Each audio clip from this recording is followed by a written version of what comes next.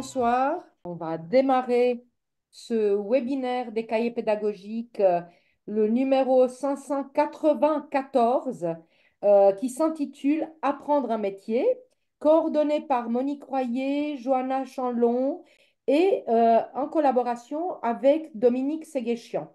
Bienvenue, bienvenue à tout le monde. Je suis Andrea Capitanescu Benetti. Je suis formatrice d'enseignants à l'Université de Genève dans la formation à l'enseignement. Et ce soir, avec mon collègue Benaïda, nous allons animer ce webinaire des cahiers pédagogiques sur apprendre un métier. Comme vous le savez, les cahiers pédagogiques, vous pouvez les acheter, et pas seulement les acheter, mais les lire sur le site internet des cahiers pédagogiques, ainsi que vous abonner à la chaîne YouTube des cahiers pédagogiques. Mais sans plus attendre, on va rentrer dans notre vif du sujet de ce soir. Donc, on va faire la connaissance des coordinatrices qui ont mené à bout ce dossier avec passion et professionnalisme, Monique Royer et Dominique Séguéchamp. Alors, je vais donner d'abord la parole à Monique Royer. Si tu peux te présenter, Monique, et nous dire en fait en quoi il consiste ce dossier apprendre un métier, ça veut dire quoi apprendre un métier et l'intention de ce dossier. Oui, merci Andrea. Déjà, je vais me présenter. Moi, j'ai comme métier, je suis ingénieure pédagogique dans l'enseignement supérieur agricole. Et auparavant, j'ai travaillé dans l'enseignement agricole technique, principalement en centre de formation pour adultes et en centre de formation par apprentissage, en tant que formatrice, que directrice et tout ça. Donc, je suis très, très attachée à l'enseignement professionnel et très, très, très, très attachée à l'enseignement agricole. Marie-Johanna, parce que c'est important de dire aussi qui on est, hein, les coordinatrices. Donc, Marie-Johanna, qui ne peut pas être là, elle est enseignante en lycée professionnel, en arts appliqués, et c'est dans un lycée professionnel hôtelier.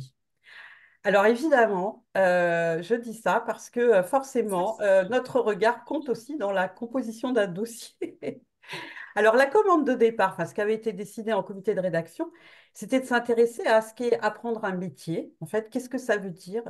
Quelles sont les tensions entre l'école, enfin, l'apprentissage et le métier, donc entre l'école et l'entreprise ou le lieu d'exercice du métier?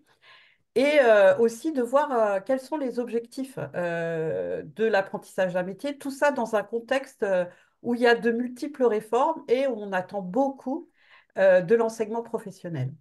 Alors, déjà, on a limité, hein, parce que apprendre un métier, ben, nous-mêmes, on l'apprend, notre métier, hein, en permanence. On n'arrête jamais d'apprendre un métier. Donc, on a écarté l'enseignement supérieur, on a notamment la formation des enseignants. On s'est dit, on va quand même plus focaliser sur le lycée professionnel et la formation par apprentissage. Mais on a reçu d'autres contributions qui nous ont semblé intéressantes. Et bon, Dominique parlera du plan à la suite. Mais il y a notamment un volet qui nous a vraiment très intéressés, c'est l'insertion, c'est-à-dire l'apprentissage d'un métier comme la voie d'insertion, comme une voie d'insertion. Et on s'est rendu compte qu'apprendre un métier, ça pouvait être à la fois une voie de garage, avec un système d'orientation et un peu une reproduction sociale, une sorte d'enfermement. Voilà, tu seras ouvrier, ouvrière, mon fils, ma fille. Et aussi une passerelle vers d'autres choses. Et c'est ça qu'on a montré. Qui va, alors aussi, ce qui était intéressant, ce qui est apparu, c'est que les contributions vont un peu à l'encontre des injonctions qui sont une logique adéquationniste, c'est-à-dire on va former les élèves, donc plutôt les élèves de milieu modeste, à des métiers qui correspondent aux besoins des entreprises, mais aux besoins des entreprises à un instant T. Et on voit du côté des enseignants, notamment, tout un tas de choses qui se passent pour aller au-delà de ça et même s'emparer des réformes, notamment la dernière réforme du lycée professionnel et la fameuse co-intervention qui associe enseignants du domaine général et enseignants du domaine professionnel. Voilà, en gros, je pense que je me suis dispersée, mais voilà. Mais Non, c'était non, on avait vraiment besoin de savoir de quoi il se passe, hein, de quoi il se mêle dans ce dossier. Merci beaucoup. Maintenant, la parole à Dominique Séguéchian. Et si tu peux, Dominique, te présenter et nous expliquer les étapes de ce dossier, peut-être les parties, quelles sont les découvertes à faire en tant que lecteur et lectrice. D'accord. Donc, Dominique Séguetchian, j'ai débuté dans l'enseignement en tant qu'enseignante de lettres-histoire en lycée professionnel. Et je tiens à souligner qu'en dehors du domaine universitaire, les enseignants de français, de lycée professionnel, de la voie professionnelle, sont les seuls à assumer le titre de prof de lettres, même en associant une deuxième matière, alors que dans le reste du secondaire, se réclamer en tant que prof de lettres, c'est se rattacher à des idées réactionnaires la plupart du temps. Voilà. Donc, voilà, c'est comme ça. Maintenant, je suis à la retraite après avoir rejoint le secondaire classique et je suis plutôt une militante associative dans le domaine social avec la prévention spécialisée, etc., etc. Voilà. Alors, j'ai eu le plaisir de rejoindre l'équipe formée par Monique et Marie-Johanna. Le dossier papier, du coup, est composé de 4 parties. La première partie, et je pense que ça donne vraiment une idée de la problématique de l'apprentissage du métier. La première partie, c'est des trajectoires humaines à accompagner. Et par exemple, dans cette partie-là, on trouve bien des témoignages liés à l'insertion, c'est-à-dire en dehors même des circuits de ce qu'on appelle classiquement la voie professionnelle, et qui, euh, qui en fait nous parle de une partie qui nous parle de tous les prérequis en réalité pour pouvoir apprendre un métier, et prérequis qui ne sont pas seulement des connaissances, qu'on ne peut pas poser qu'en termes de connaissances comme la langue, par exemple, la maîtrise de la langue, mais c'est beaucoup aussi des savoir-être, c'est beaucoup une question de confiance, confiance en soi, confiance dans les autres, confiance dans la société, voilà. Et c'est cet aspect trajectoire humaine qui est vraiment, qui nous a semblé une entrée complètement pertinente pour comprendre ce que veut dire apprendre un métier. Ensuite, la deuxième partie qu'on a appelée une voie au contour mouvant, bon, bah, elle montre qu'il n'y a rien d'uniforme dans cette voie professionnelle. Alors, ne serait-ce que parce qu'on pourrait faire une histoire des multiples réformes, y compris des réformes récentes, voire des réformes des 2 derniers quinquennats, pour, c'est une façon d'être mouvant. Là, il y a un focus qui a été fait sur la co-intervention et sur le chef-d'œuvre, c'est-à-dire sur 2 modalités pédagogiques qui sont très importantes. Euh, Ensuite, mouvante parce que entre lycée professionnel, apprentissage, insertion, c'est très différent. Contour aussi très variable parce que ça varie selon les pays. On a un témoignage de Suisse, et puis sur le site, on peut voir un témoignage sur ce qui se passe en Allemagne.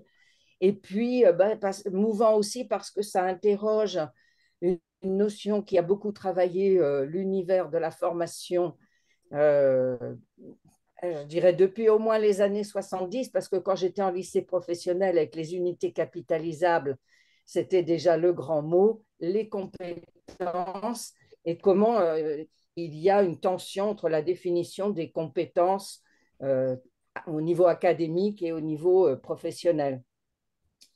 Une troisième partie pour laquelle toutes les trois on avait des coups de cœur, qui est la partie, la pratique pour apprendre autrement. C'est-à-dire vraiment des exemples concrets pour montrer que quel que soit le cadre institutionnel, la période d'apprentissage, c'est une période de construction. Ben, ça peut être la construction d'un jeune adulte, un passage de l'adolescence à l'âge adulte, mais de toute façon, à travers la professionnalisation, il se joue beaucoup, beaucoup, beaucoup de choses. Et la dernière, qui s'intitule désormais Tu seras ouvrier ou ouvrière, mon enfant, pose en particulier toutes les problématiques de l'orientation. Euh, alors, que ce soit avant l'accès à la voie professionnelle dans le système scolaire ou à la sortie, puisqu'on sait que beaucoup de jeunes ne poursuivront pas dans la voie dans laquelle ils ont été formés. Là, nous souhaitions la présence même minimale à travers cette partie-là d'une problématique qui est quasiment absente du dossier, à savoir les différences de traitement selon le genre. C'est pratiquement presque absent du dossier, très peu traité. C'est peut-être un futur sujet pour les cahiers pédagogiques. Voilà. Merci beaucoup, Dominique. Et maintenant, j'ai le plaisir de présenter, donner la parole à Karine Gaujour. Est-ce que je vous laisse la parole, si vous pouvez vous présenter. Et vous avez écrit un très bel article dans ce numéro. Et si c'est possible, de nous donner encore plus envie de le lire. Pourquoi, en fait, vous avez exploré ce sujet dans votre article. Oui, bonjour, merci Andrea. Donc, je suis Karine Gaujour, je suis enseignante en lycée professionnel, donc en filière tertiaire depuis de très nombreuses années. Et par ailleurs, je suis également responsable de formation des lauréats de concours premier et second degré. Donc, j'ai enseigné en lycée professionnel, j'ai également enseigné en CFA et je fais toujours pas mal de formations pour les adultes. Donc, j'ai participé à ce numéro au travers d'un article qui s'intitule Apprentissage ou lycée pro, avec un point d'interrogation. Alors, pourquoi cet article? En fait, j'ai souhaité explorer l'évolution récente de l'enseignement professionnel et notamment son implication sur l'avenir des jeunes. Alors, j'ai soulevé un certain nombre de problématiques. La première est notamment de mettre en lumière le dilemme qui existe chez ces élèves, ces jeunes élèves qui très rapidement doivent faire un choix précoce qui parfois s'oppose entre réalité professionnelle et passion. Je donne par exemple le cas d'un de mes élèves qui, passionné de mécanique, décide de faire un bac pro mécanique. Or, à l'issue de ses stages, qu'il a jugé insatisfaisants, il s'est rendu compte qu'il y avait vraiment un réel décalage entre faire de la mécanique en loisir et faire de la mécanique en fait en tant que métier. Le second point que j'aborde, c'est également l'engagement des élèves au travers de leur contrat d'apprentissage. Alors, un engagement qui va non seulement affecter l'élève, mais qui va également affecter l'entreprise, l'établissement scolaire, mais aussi les familles. L'attrait de la rémunération, l'apprentissage, est un élément et peut être un facteur déterminant dans le choix des études. Et on peut alors s'interroger si ce choix ne peut pas être, pour certains élèves, au détriment d'études longues qui finalement pourraient leur permettre d'avoir des perspectives d'avenir plus larges. D'autant qu'on sait, et c'est encore vraiment la réalité, si ça vous intéresse, je pourrais vous donner des chiffres, on sait qu'aujourd'hui, qu'en lycée professionnel, une très large majorité des élèves sont issus de milieux modestes.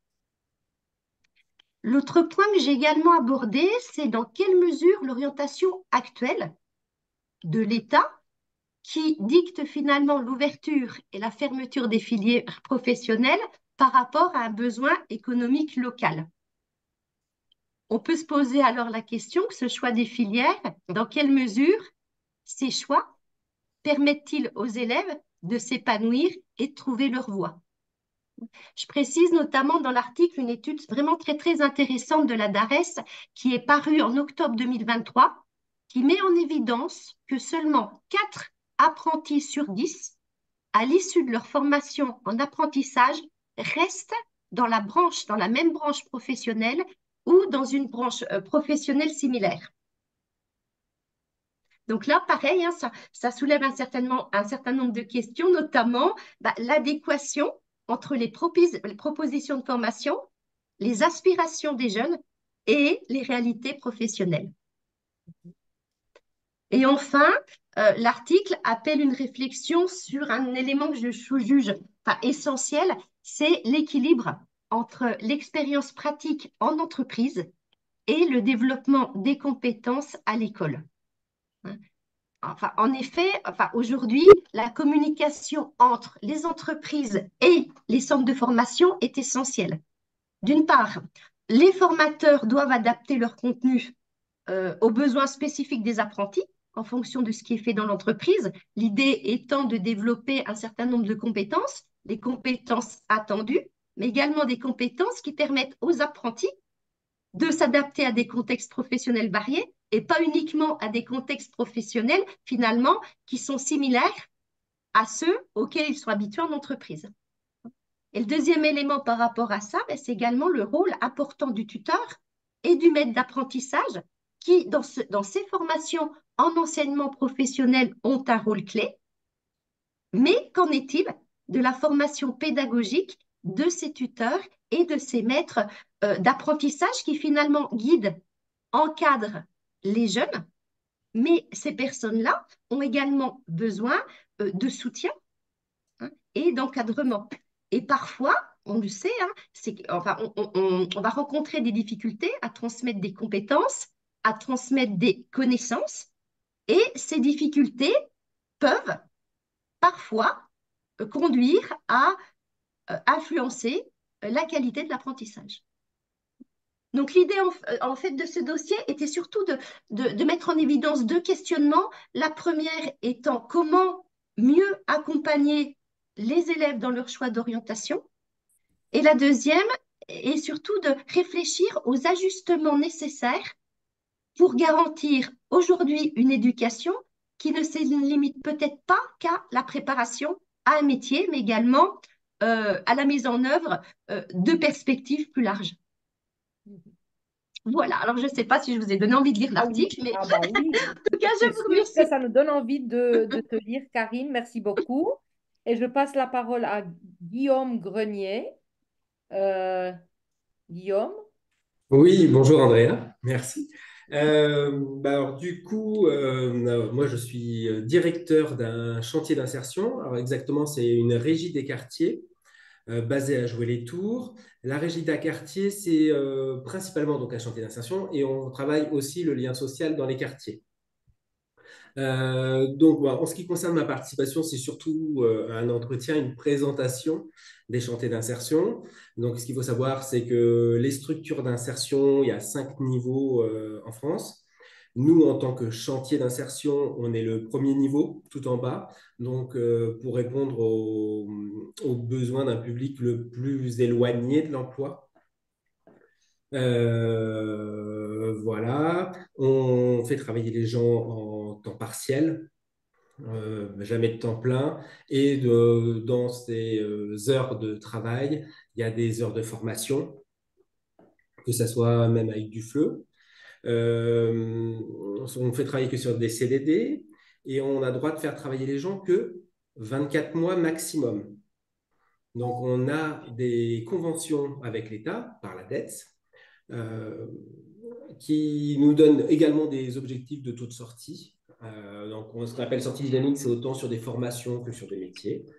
Et on a 2 ans donc, pour accompagner les personnes, donc c'est 2 ans maximum, pour accompagner les personnes vers une sortie positive.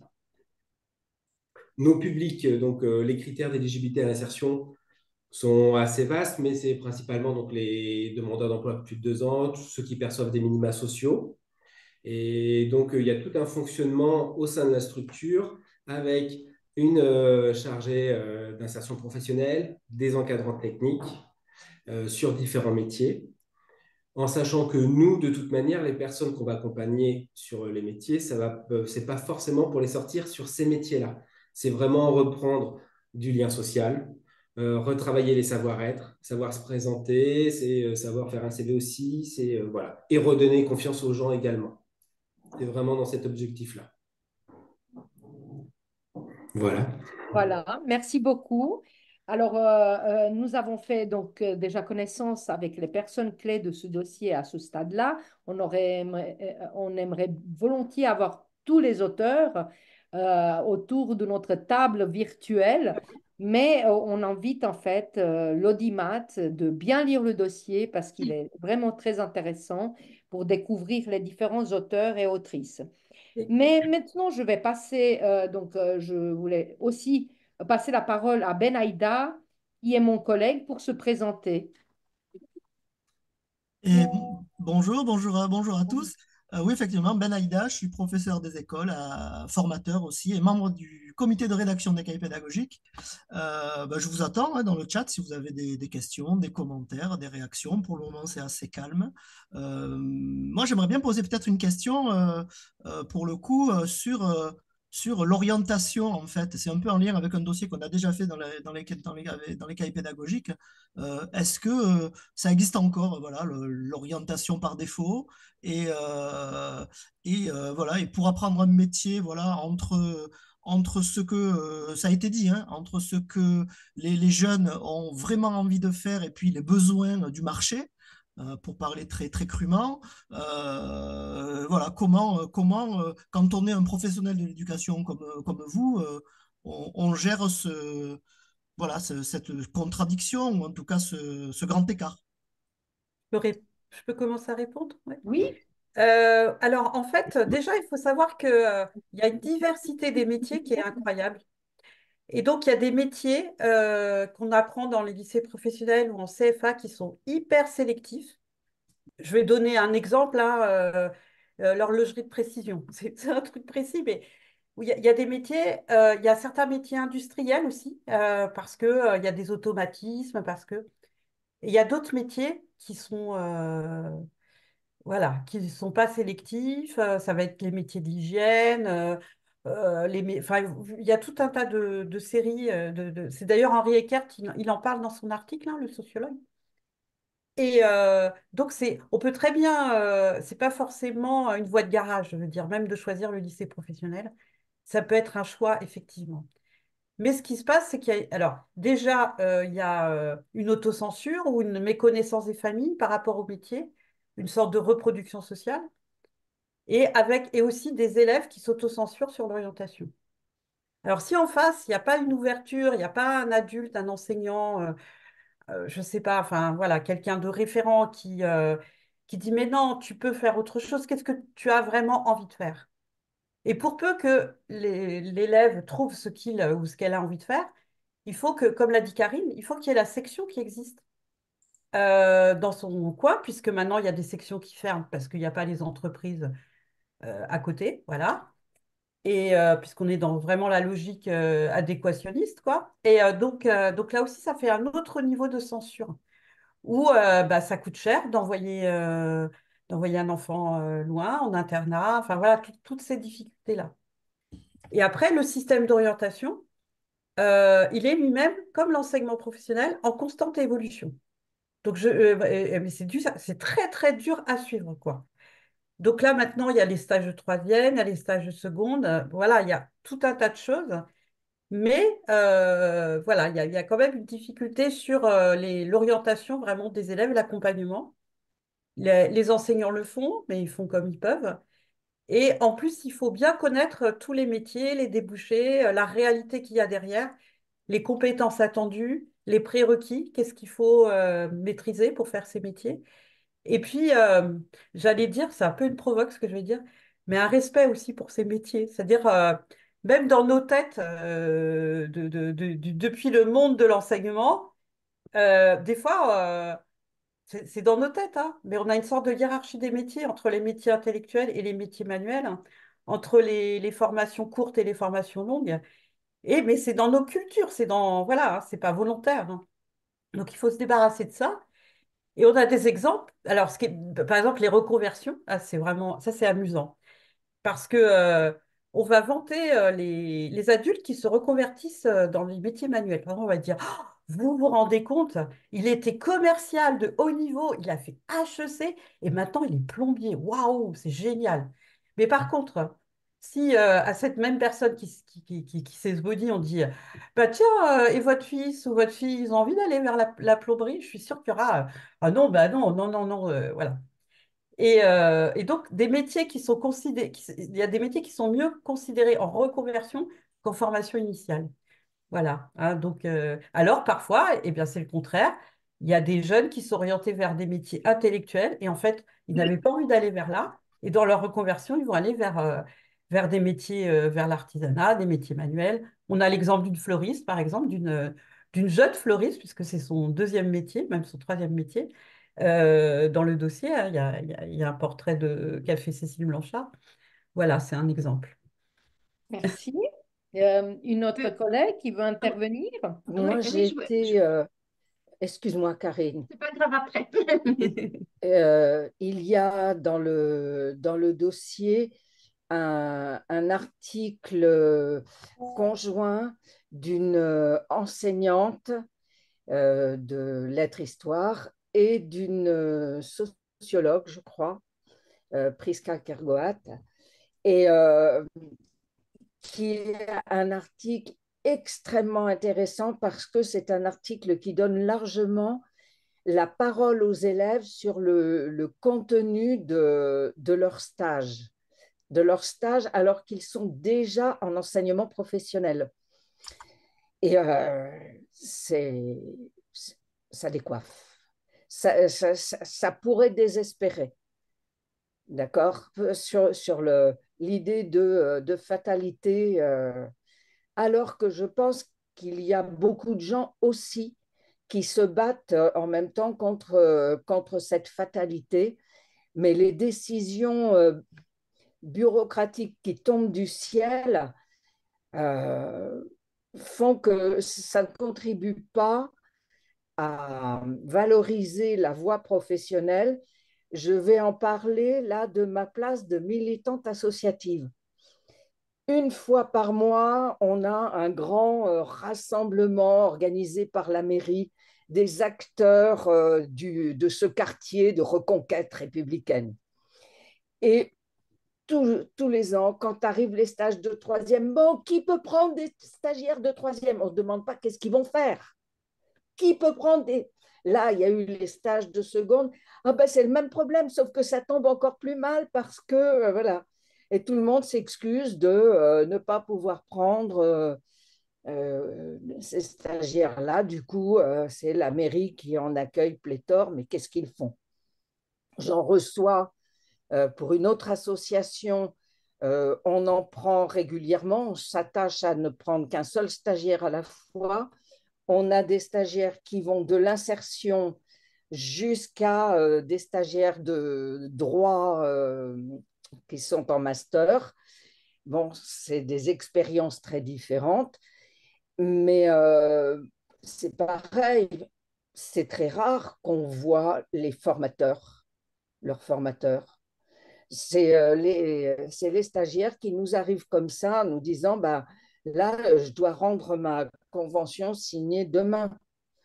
Si on a une place, on prend. Mais est-ce que notre association est la mieux à même d'assurer ce qui correspond à leur formation? C'est Mhm. pas toujours évident. Mhm. Voilà. Merci. Karine? Oui, je voulais rebondir sur ce que disait Monique. Effectivement, des CAP, on se rend compte qu'il y a certains CAP qui ont des taux de pression hyper importants. Et donc, de fait, des élèves, on va dire les élèves les plus fragiles, ben, finalement, ils ne vont pas avoir accès à des CAP qu'ils ont choisis, mais parce que ben, il y a tellement de demandes que finalement, on va sélectionner les meilleurs. hein. Donc, il y a ce point-là. Et il y a aussi le fait, on ne l'a pas abordé, mais une méconnaissance des enseignants de l'enseignement professionnel. Nous, je sais au sein de notre ISFEC, depuis 3 ans, les lauréats de concours, on leur demande de passer une journée de stage obligatoire s'ils sont en collège, en lycée professionnel.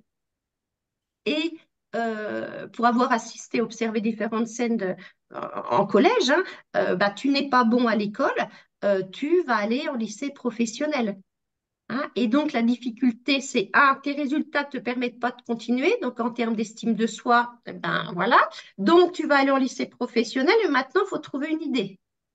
Donc ça, c'est quand même quelque chose, une méconnaissance, hein, une méconnaissance des enseignants, notamment du collège. Alors, je ne jette pas la pierre du tout aux enseignants du collège, hein, mais c'est peut-être quelque chose à penser. Et puis, un autre point sur lequel je voulais revenir, on parle aussi beaucoup de l'orientation subie. Il y a quelques années, j'ai fait une thèse sur l'ennui en classe des lycéens, et notamment des lycéens professionnels, et j'avais interrogé 1200 lycéens, donc tous lycéens confondus, notamment des lycéens de lycée professionnel qui arrivaient finalement en enseignement professionnel, pas forcément par choix. Et il ressortait que parmi ceux qui semblaient avoir subi leur orientation, finalement, à 80%, ils étaient contents de leur orientation parce que cette orientation-là leur permettait finalement d'obtenir un baccalauréat professionnel qui, par la suite, soit leur avait fait découvrir quelque chose ou soit leur permettrait d'aller vers d'autres orientations. Ouais, c'est pour compléter, c'est ce que montre Henri Eckert aussi hein, enfin, dans l'entretien, c'est qu'en fait, il y a beaucoup de gens qui disent, bon, bah, tant que je suis là, autant y aller, et puis voilà, continuer et voir un peu la chose positivement, quoi, et exploiter cette voie-là. Mais c'est vrai que ça dépend beaucoup des filières. Et par rapport à ce qu'a expliqué Karine dans la présentation de son article, c'est vrai que c'est ça aussi, c'est qu'il y a une multitude de filières, de systèmes, hein, puisqu'il y a l'éducation nationale, l'enseignement agricole, les CFA privés, les CFA des chambres de commerce. Enfin, il y a une nébuleuse de systèmes aussi. Et là, les différences, souvent, c'est la place de l'enseignement général, c'est-à-dire des choses qui ne sont pas professionnelles, mais qui sont très liées, hein, puisque c'est de l'enseignement général appliqué quand même. Hein. Bien sûr, il y a de l'histoire-géographie, mais beaucoup là, par exemple, il y a de la communication, on va travailler sur le langage du métier. Donc voilà, il y a cette part-là, et puis il y a aussi, eh ben, est-ce que dans ce qui est fait, est-ce qu'on vise que un métier ou est-ce qu'on vise plus largement, c'est-à-dire aussi permettre aux citoyens, Oui. permettre aux jeunes de devenir des citoyens éclairés, avertis. Et de oui. faire des choix. Et cette question, Et de savoir de faire faire des des choix. choix. Voilà, exactement, Mais Karine. est-ce que, Guillaume, comment ça se Oui, passe? Est-ce que c'est juste le métier ou c'est au-delà du métier? nous, c'est complètement au-delà du métier. C'est pas juste le métier. Et on s'appuie vraiment pour pouvoir réorienter les personnes sur, un, leur appétence et deux, les compétences transversales. Donc, c'est vraiment, on s'appuie sur ces éléments-là. On récupère quand même beaucoup de jeunes qui sont un peu perdus, qui ne savent pas du tout, qui ont essayé quelques formations ou un cursus qui ne leur correspondait pas du tout et qui finalement se retrouvent complètement perdus dans tout ça. Et c'est vraiment, nous, quelque part, en les faisant travailler sur leur contrat, c'est déjà, un, leur donner confiance aussi sur comme quoi ils sont capables d'eux, ils y arrivent très bien, ils suivent comme tout le monde. Et deuxièmement, eh ben, c'est voir aussi ce qui les attire. Pendant leur temps de travail, ils ont aussi une obligation d'immersion dans d'autres entreprises. Donc, ils vont faire des stages dans d'autres structures pour vraiment voir ce qui les intéresse, ce qui peut vraiment voilà, les amener à avancer et pour rester, on va dire, on s'appuie forcément sur une idée de projet réalisable. Bien évidemment, quelqu'un qui habite en Alsace, on ne va pas lui conseiller de faire un, comment dire, un plongeur ou autre métier en lien avec la mer. Mhm. Mais, euh, mais voilà, donc on reste sur du réalisable, sur du possible et ce qu'il peut faire, et vraiment on s'appuie sur les appétences. Et si il est vraiment perdu, on va le guider, on va l'amener à essayer de voir ce qui l'intéresse, à essayer de, et voilà, et en cheminement comme ça, d'aller progressivement et de trouver. Mhm. Mais oui. Donc non, c'est pas sur un métier à proprement dit, c'est plus sur est-ce qu'ils préfèrent aller travailler dehors, est-ce qu'ils préfèrent travailler à l'intérieur, est-ce qu'ils préfèrent quelle ambiance de métier, parce que Mhm. faut pas l'oublier, chaque métier a des ambiances particulières aussi. Et ce qui correspond plus à la personne. Mhm. Moi, Alors, je profite pour piquer une question des questions qui nous ont été envoyées. C'est la question de les méthodes de FLE ou de FOSS sont-elles en fait intéressantes pour Mm. apprendre un métier? Est-ce que c'est valable ou pas? Est-ce que c'est en adéquation? Monique, Ouais, alors je vais répondre, mais avant, je vais compléter ce qu'a dit Guillaume, si tu le permets. oui. Puisque, alors, dans le dossier, en fait, on a donné la parole ou on a raconté des parcours. Dans le dossier, il y a l'histoire d'une jeune femme qui s'appelle Gabriella et qui était aussi dans un chantier d'insertion, en fait, que j'ai eu le plaisir d'accompagner dans le cadre de sa formation et qui, en fait, par le biais de ce chantier-là, elle faisait des costumes de spectacle et des décors pour de théâtre, mais elle a pu accéder au métier dont elle rêvait, qui était accompagnatrice pour des personnes âgées. Voilà, donc c'est un exemple aussi Mhm. en fait, de passerelle. Voilà, moi j'aime bien Mhm. passerelle. Il y a Voilà, l'idée de cheminement multiple. voilà, c'est ça, c'est ça. Voilà. Et c'est apprendre en faisant, en fait, on apprend par le faire, même si c'est autre chose que ce qu'on va faire plus tard. Mhm. On apprend par le geste, on apprend et ça ouvre des horizons. Mhm. Alors oui, j'en reviens à ta Et les question, s'il te méthodes plaît, de Andrea. FLE et de FOSS, c'est quoi? Alors le FLE, fausse. Alors le FLE, c'est le français langue étrangère et le FOSS, c'est le français à objet spécifique. Alors français langue étrangère, c'est voilà, c'est apprendre le français quand on n'est pas d'origine francophone en fait, hein, quand c'est pas la langue maternelle. Et le FOSS, ça complète puisque c'est lié au métier. Et oui, c'est super utile. Alors, il y a un exemple, il y a deux dispositifs qui sont décrits dans ce sens-là. Il y en a un qui est sur le site et l'autre qui est, enfin, qui est sur le site aussi, mais pas accès gratuit, quoi, et qui est dans la revue. Alors là, c'est un exemple. C'est un lycée professionnel parisien qui forment au métier de l'hygiène, notamment, hein, hygiène, restauration collective. Donc, autrement dit, dans ce dont on parlait tout à l'heure avec Karine, ce ne sont pas des métiers attractifs. Mais il y a beaucoup de jeunes, des jeunes migrants notamment, qui sont orientés vers ces métiers. Et pour eux, c'est une chance de travailler, hein, donc de travailler, de pouvoir rester en France aussi, avec des métiers où c'est très recherché, les employeurs recherchent, mais il y a peu de candidats. Mais le truc, c'est qu'ils ne maîtrisent pas assez le français pour être en secteur professionnel. Donc, il y a cette équipe de ce lycée professionnel, voilà, on voit la référence là, a décidé de faire quelque chose. Et ils ont monté un dispositif d'abord qui permet d'évaluer le niveau de français, en particulier pour les jeunes dont le français n'est pas la langue maternelle, pour les accompagner vers une meilleure maîtrise du français. Et en fait, par rapport à ces jeunes, les échos des entreprises lors des stages sont super bons parce que ben voilà, hein, ils bossent pour survivre en fait, hein. Donc, puis il y a aussi l'idée, la motivation. Et la motivation qui n'est pas que liée au fait d'avoir un métier, de pouvoir avoir un permis de travail, je ne sais pas, mais c'est aussi dans le contexte du lycée d'apprendre plein de choses, et notamment d'apprendre la culture française. Ça, c'est un facteur de motivation pour eux. Et oui, alors le FLE, aussi le français langue étrangère, ou plus largement, ça je l'ai connu voilà, dans une expérience antérieure, ou notamment pour Gabriella, qui était dans ce cas-là, pour les personnes en situation d'illettrisme. Parce que ça empêche d'accéder quand même à un métier choisi, et donc c'est très utile. Et alors, en l'occurrence, le français à objet spécifique est très contextualisé au métier. Donc, ça aide aussi à apprendre les mots du métier, hein. Dire son métier, c'est très important dans l'enseignement professionnel. Et là, il y a un handicap supplémentaire, c'est la barrière de la langue. Donc, le FOSS aide à s'approprier le langage du métier et donc à mieux s'intégrer aussi en entreprise. Voilà, parce que du coup, pour échanger avec les collègues, pour échanger pour comprendre les consignes, pour partager je sais pas, des astuces, c'est super utile.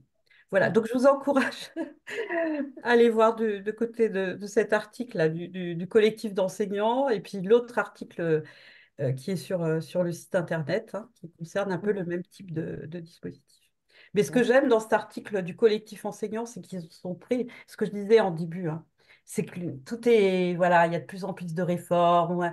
Mais alors, les enseignants sont créatifs, hein, et donc ils s'emparent de ça pour monter quelque chose de très pertinent, très utile, et qui va dans le sens de leur conception du métier. Merci. Pour Oui, donner une Dominique? idée aussi de l'intérêt du FOSS, je pense à un très court témoignage qu'on trouve d'un jeune homme qui a refusé de rentrer en apprentissage parce que pour des raisons personnelles, un jeune homme d'origine étrangère, euh, mais francophone à la base, puisqu'il est guinéen, pays francophone. Il s'est débrouillé, il a trouvé un patron, un emploi. Euh, il a été extrêmement soutenu par son employeur, je dois le dire, qui a bataillé pendant 2 ans pour sa régularisation. Et il a fini par être licencié juste après avoir obtenu son titre de séjour, précisément parce que les, la méconnaissance du lexique professionnel, mais dans la restauration, il y a une culture de la restauration qui n'est pas seulement réductible à des mots, mais c'est pas par hasard si on parle de brigade, etc., si on a tout ce vocabulaire-là, toute cette culture-là. Et lui, il vivait ça, bon, étant de couleurs différentes de surcroît, il vivait ça sur le mode de l'injustice. Et il est rentré en tension avec le reste de l'équipe, principalement pas sur des questions de compétences, mais sur des questions de vocabulaire et Professionnel. de culture professionnelle. Et là, le français sur objectif spécifique, ça lui aurait permis de rapidement rentrer ne pas perdre son emploi et ne pas en être à dire au bout de 3 ans d'expérience, bon, maintenant, c'était un métier que j'adorais et maintenant, je ne veux plus faire ça. Je veux rentrer en formation pour le coup. Je veux rentrer en formation pour apprendre un autre métier. Et je reviens sur la question aussi précédente. Il y a un article que je trouve très intéressant sur à quoi sert l'enseignement professionnel. C'est l'article aussi du prof d'EPS qui montre comment en apprenant telle formation, on peut aussi anticiper une éventuelle réorientation vers un autre secteur. Voilà. Merci. Je crois, Guillaume. Guillaume, merci. Oui. Moi, je voudrais juste rajouter un petit point, oui, sur l'importance des formations FLE. Parce que, bon, à notre niveau, on fait beaucoup d'accompagnement, mais on est aussi très en lien avec le milieu professionnel. Et avant toute chose, un truc tout bête, mais lors d'un entretien de recrutement, la seule chose dont l'employeur a envie, c'est juste d'être rassuré. Et le fait de connaître les termes, et au sens, on est aperçu avec nos salariés, parce que bon, nos encadrants techniques aussi sont là pour apprendre les termes aux salariés et tout. Le fait juste de connaître les termes et qu'est-ce que tu sais faire, et de pas savoir, de pas être en mesure de dire bah, je fais ça, je me fais ce que le chef me dit, mais d'avoir les termes professionnels à proprement dit, et ben, tout de suite, ça débloque quelques petites situations lors d'entretiens de recrutement, et ce qui permet aussi d'avoir des sorties positives pour ces salariés qui ont toute la motivation, mais qui vont pas forcément avoir le terme, alors que le fait d'avoir le terme approprié, ça rassure tout de suite l'employeur. Alors, on voit bien que les enjeux de formation dépasse au-delà la formation de la profession en elle-même, mais il y a les manières de faire, la manière d'envisager le métier, les savoir-être, les savoir-vivre, etc., que vous avez émis comme vraiment compréhension de cette entrée dans le métier. Et surtout quand on lit le dossier, moi j'ai vu aussi euh, cette thématique de l'orientation. On s'oriente, on se désoriente, mais c'est pas grave, on reprend pied. Et c'est vrai que les structures dont vous avez fait le témoignage sont complexes, sont parfois illisibles hein, de l'extérieur et même pour les enseignants eux-mêmes qui ne comprennent pas finalement par quel cheminement ces jeunes en fait s'orientent et apprennent un métier. Mais je profite de demander à Ben si c'est possible de mettre notre super dessin. On a un dessin magnifique dans le dossier et voir comment vous allez réagir par rapport à ce dessin en rapport justement de apprendre un métier. Alors, euh, Monique, Alors, comment je réagis? Je le trouve très pertinent parce que on voit bien que bon, le chef-d'œuvre, c'est une notion centrale dans l'enseignement professionnel, de l'éducation nationale. Dans l'enseignement agricole, il y a enfin, il y a aussi un peu ce genre de choses, mais c'est un autre nom, passons.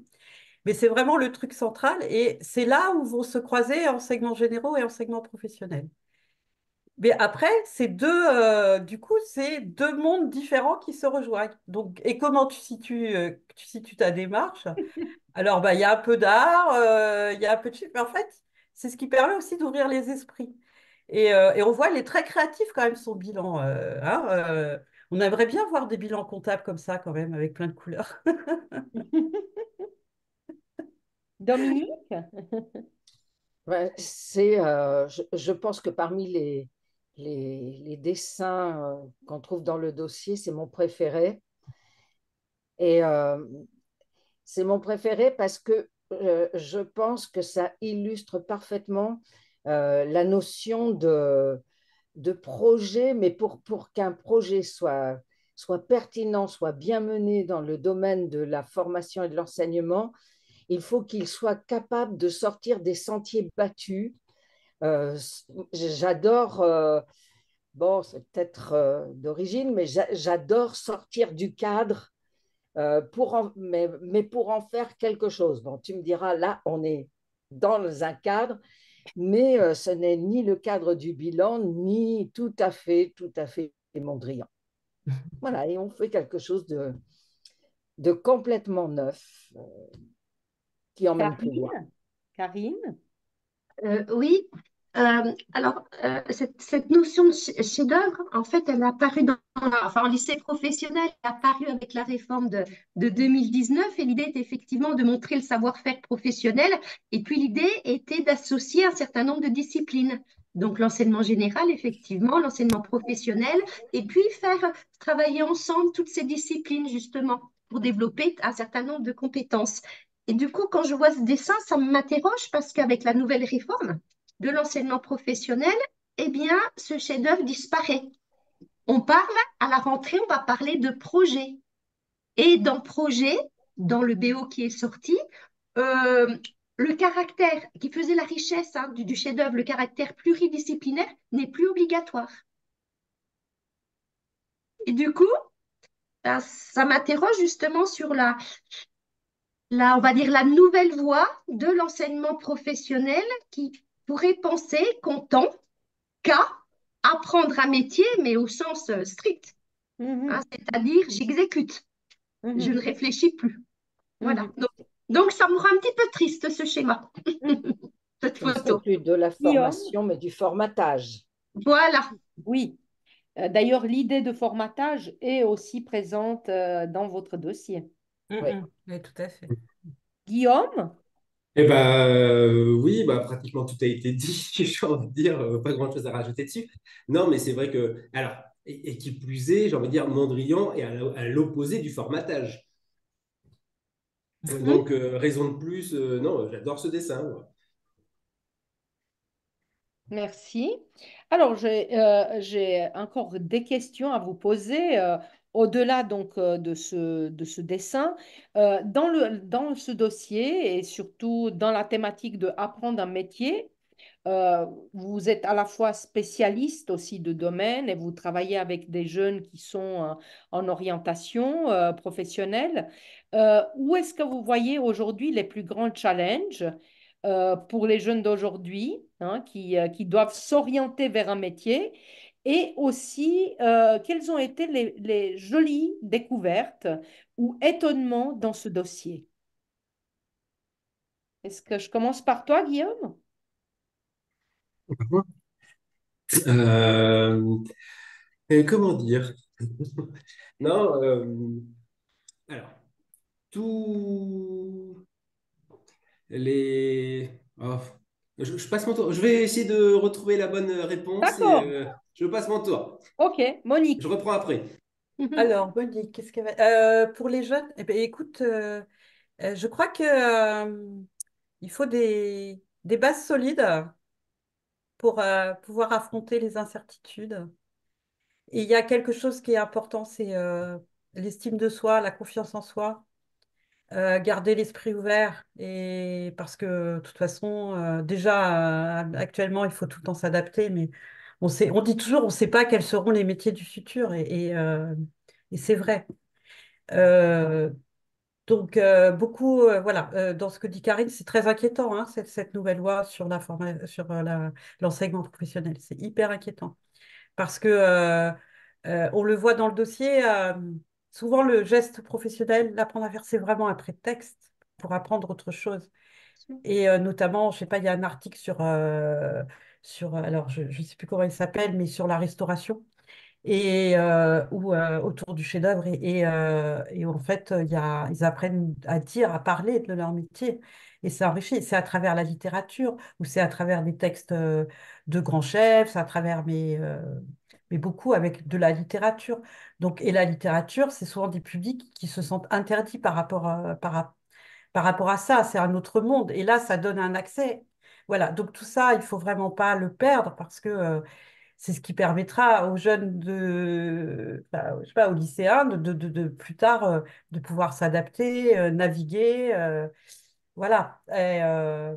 Et après, alors dans moi, c'est toujours marrant de faire un dossier, c'est toujours, mais alors c'est toujours des surprises, hein, parce que ce qu'on voyait au départ, moi, il y avait des choses, je pensais que qu'on aurait hein, des articles. Et puis finalement, on les a pas eu, on a eu sur autre chose. Donc, on a reçu des articles qu'on a gardés, qui sont un petit peu à côté, mais parce que c'était donc Dominique et moi, on en a on a chacune un favori dans ces articles. Donc moi, c'est un article d'un Libanais, hein, d'un enseignant en sciences de l'éducation libanais, qui a travaillé sur les compétences des dentistes, avec la nécessité de développer des nouvelles compétences pour s'adapter aux multiples crises au Liban. Voilà. Mais au-delà de ça, bon, moi, je fais régulièrement des portraits d'enseignants donc, pour les cahiers pédagogiques et où les enseignants me parlent de leur métier. Et je suis toujours épatée par la créativité, En fait, on se dit comment l'école, elle peut encore tourner et comment le lycée pro, comment les CFA peuvent encore tourner. Eh bien, ils tournent parce qu'il y a des personnes qui font vivre cet enseignement et qui, malgré les réformes, Et alors, en plus, là, comme on est en lien direct avec les métiers et les entreprises, qui vont aller chercher, qui vont développer des initiatives. Il y a trois articles carrément dans le dossier, enfin il y en a deux dans le dossier, un en accès libre sur le site, autour d'un événement qui se passe à Montpellier, qui est le CEF, donc c'est un festival de scènes éphémères végétales, donc, qui est organisé par la mairie de Montpellier et par des professionnels du paysage, parce que c'est avec des CFA de l'enseignement agricole spécialisés en aménagement paysager. Et rien que ça, l'investissement, le travail que ça donne, la fierté pour les apprentis, tout ça. Et c'est vraiment beaucoup d'énergie pour mais de magnifiques choses, quoi. C'est un exemple, hein, il y a d'autres exemples comme ça. Voilà, moi, c'est comme toujours sur l'éducation et sur l'école, moi, ce qui m'épate, c'est la force des enseignants. Oui. Dominique, quel est ton étonnement dans dans la constitution de ce dossier? Euh, Alors, mon étonnement, c'est un article qui, euh, qui est centré sur Jules Verne, sur une lecture de Jules Verne euh, par, euh, avec le filtre de Michel Tournier et qui voit l'apprentissage, tout apprentissage comme une aventure et qui fait vraiment le parallèle. Et je trouve que, ben, oui, pour moi, c'est quelque chose, chaque fois qu'il y a des choses difficiles, c'est challenge, c'est aventure, faut pas se laisser écrabouiller, faut relever la tête, faire appel à sa créativité. Et je fais le lien entre cette idée d'apprentissage comme une aventure et donc quelque chose de forcément compliqué.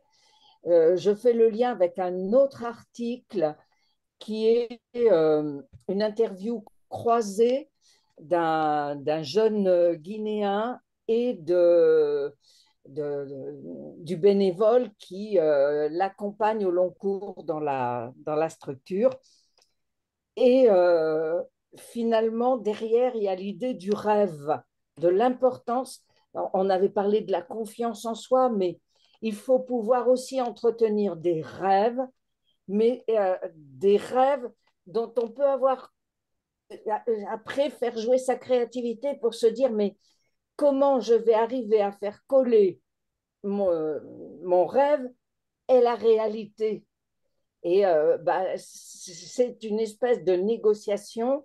Il n'y a que soi-même qui peut savoir que, par exemple, qui peut savoir qu'en étant enseignante de français, là où j'étais enseignante de français, je réalisais mon rêve de jeunesse d'être soit ethnologue, soit reporter de guerre. Vous voyez ce que je veux dire? Oui. Alors, C'est ça l'apprentissage. Karine et Guillaume, orientation, est-ce que ça rime avec rêve pour vous?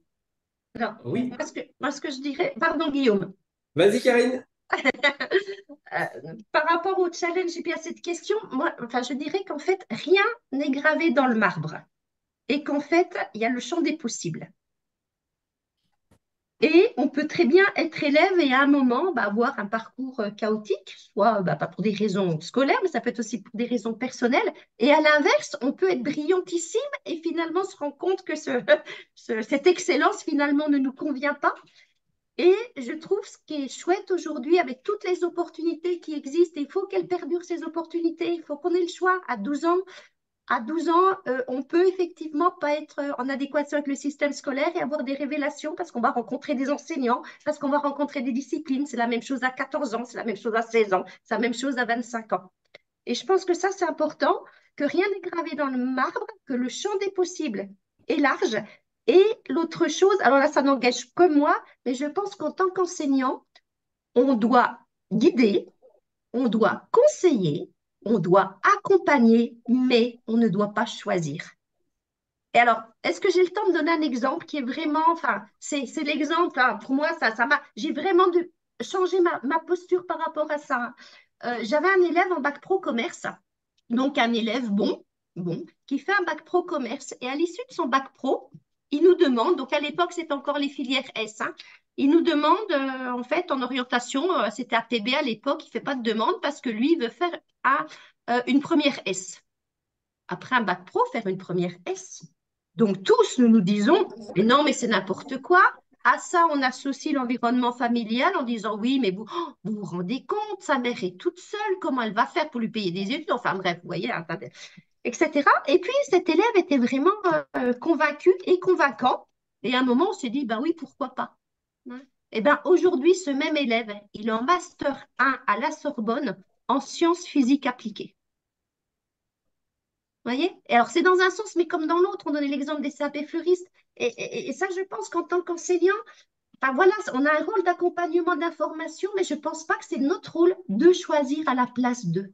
Hein. Et un élève qui veut aller en enseignement général, eh ben, il peut aller en enseignement général. Si ça ne fonctionne pas, ça ne fonctionne pas. Et idem, un élève qui veut aller en enseignement pro, il va en enseignement pro. Ça ne fonctionne pas, il change. Hein. On voit aujourd'hui, même nous en tant qu'adultes, le nombre d'adultes qui changent de métier. Je suis désolée, à 13 ans, à 15 ans, à 16 ans, on a le droit d'essayer les choses. Guillaume? Eh ben oui, tout à fait. Non, mais pour en revenir, évidemment, l'orientation, ça va avec les rêves. Après, nous, à notre niveau, de toute manière, on a un public qui est quand même dit vulnérable, donc c'est différent. Voilà, mais les jeunes qu'on va voir, c'est surtout leur donner les clés de la société professionnelle, de la confiance en soi. Et puis, ben, de toute manière, dans la vie, il faut avoir une part de rêve, hein. Donc, évidemment, il faut y aller dans les rêves. Voilà. Merci beaucoup. Alors, pour la fin, je veux vous annoncer que Assagori, notre collègue, va faire aussi la synthèse qui va accompagner en fait ce webinaire. Et moi, de la part des cahiers pédagogiques, Ben, Assa et moi, nous vous remercions énormément d'avoir vraiment débattu ce soir autour de cette question de apprendre un métier et faire témoignage de ces belles lectures que nous retrouverons dans le dossier.